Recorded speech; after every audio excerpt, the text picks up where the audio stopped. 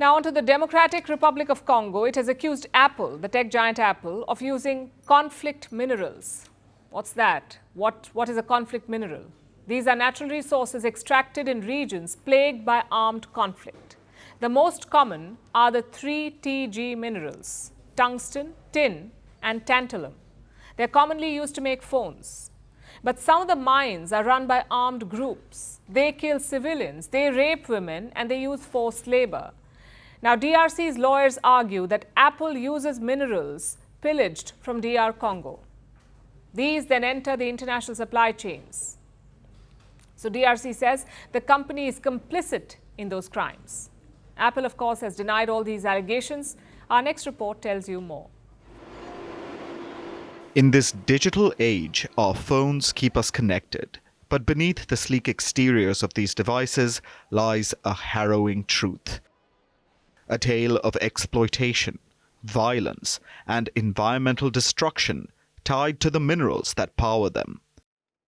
At the center of this is the Democratic Republic of the Congo and Apple. You see, the DRC is rich in natural resources. Deep beneath its soil lie minerals essential for modern technology. Tin, tantalum, tungsten, and gold, collectively known as the 3Tg minerals.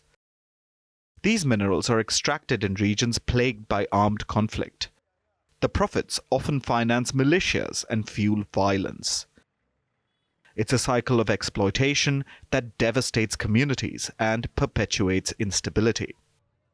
Now, in a bold legal move, the Congolese government has filed criminal complaints in France and Belgium.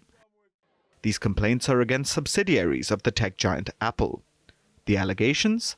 That Apple's supply chain is tainted with blood minerals sourced from conflict zones. The company has denied the accusations, emphasizing its commitment to responsible sourcing. Apple says it holds its suppliers to the highest standards, requiring rigorous audits and certifications. The authorities in France and Belgium will consider whether there is sufficient evidence. This is to see if they can take the case forward. But this isn't the first such allegation.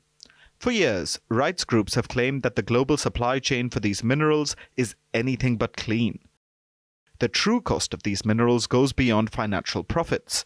It's measured in lives lost, future stolen, and environments destroyed. Forced child labor and unsafe working conditions are widespread in the DRC's mines. Many are controlled by the country's armed groups. Meanwhile, unregulated mining practices have left scars on the region's lush landscapes. Large quantities of conflict minerals are transported from the DRC to Rwanda. They are then laundered into the international supply chains. However, Rwanda has denied any involvement.